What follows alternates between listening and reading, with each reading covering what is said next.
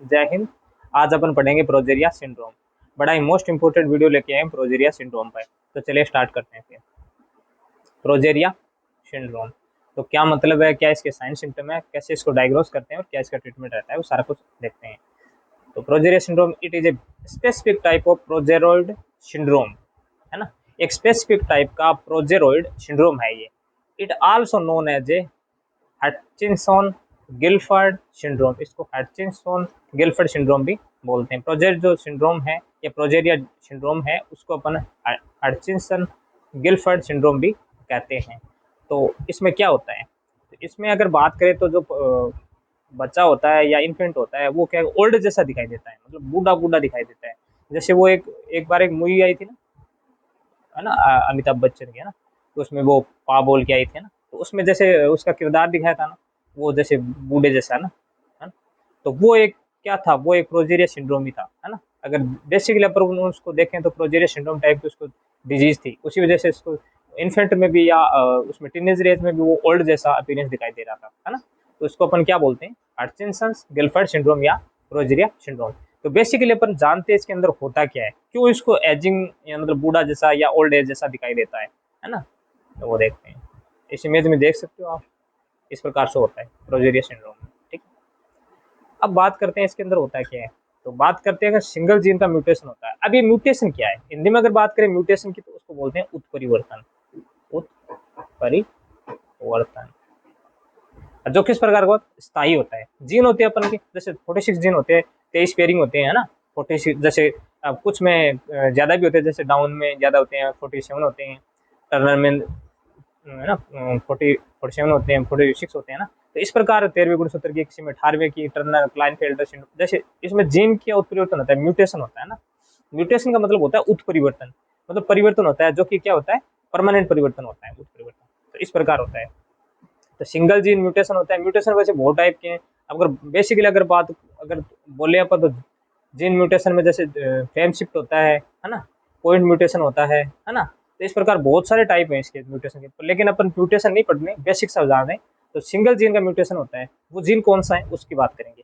तो single gene mutation mutated अब normal form of A Lemna protein. एक protein होती है जिसको अपन बोलते हैं LMNA, लेमना प्रोटीन।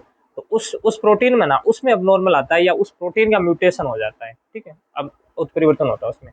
तो मसल प्रोटीन है, ये मसल का जो मूवमेंट करवाती है मसल्स है ना, जिसके अंदर डाइन प्रोटीन होती है, एक्टिन एक्टिन होती है, मायोसिन होती है ना, ये क्या कॉन्टेक्टाइल होती है। ठीक है, डाइन एक्टिन मायोसिन, है ना। तो इस प्रकार होती है।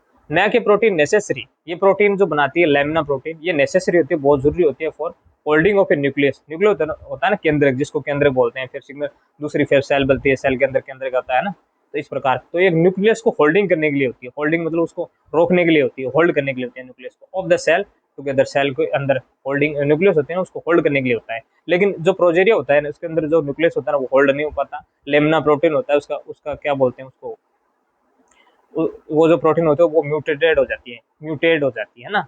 तो उसको अपन बोलते हैं प्रोजेरिन प्रोड्यूस होती है। जो लेमना होती है ना, जो लेमना प्रोटीन होती है ना, वो प्रोजेरिन बनाती है।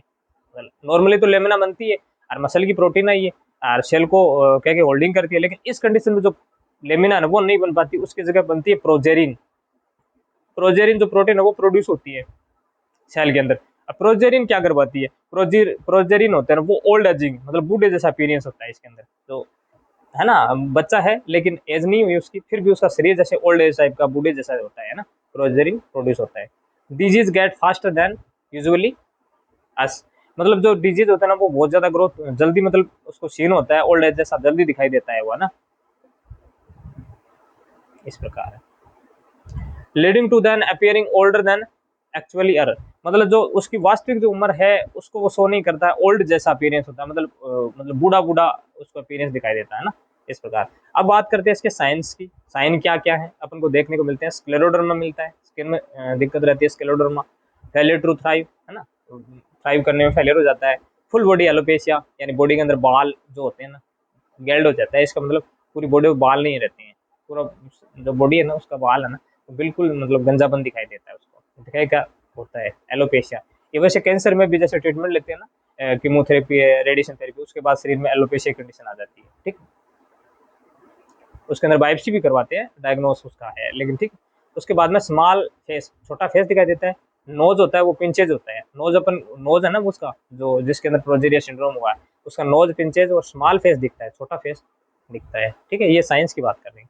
सेलोराइज मतलब जो निकलने की कैपेसिटी है वो कम हो जाती है। एर्थ्रोस्क्लेरोसिस जो है ना, जो मतलब जो जो कोरोनरी आर्टरी उनके अंदर जो स्क्लेरोटिक प्लेक है ना, वो जमा हो जाता है, एर्थ्रोस्क्लेरोसिस बोलते हैं उसी। जैसे एमआई फिर एंजाइना वगैरह की प्रॉब्लम होती है। कार्डियोवैस्कुलर, तो कार्डियक और वेसल्स है ना, उसके अंदर जो कार्डियोवैस्कुलर जो प्रॉब्लम है ना वो अपन को देखने को मिलती है। बात करते हैं डायग्नोस की। डायग्नोस किस प्रकार करते हैं इसका, प्रोजेरिया सिंड्रोम का? तो लेमना प्रोटीन का डायग्नोस करते हैं, लेमना प्रोटीन प्रेजेंट है या नहीं है, प्रोजेरिन बन चुकी है, उस प्रकार का अपन को डायग्नोस करेंगे। अब बात करते हैं उसका ट्रीटमेंट की। आरएक्स का मतलब होता है ट्रीटमेंट। उसको फार्निब लोना फार्निब नाम के एक इंजेक्शन आते हैं, टेबलेट आते हैं, उससे अपन उसको प्रोजेरिन को ट्रीट कर सकते हैं, ठीक है। तो इस प्रकार आज का अपना टॉपिक था कि प्रोजेरिन सिंड्रोम क्या है, बेसिक सा टॉपिक था।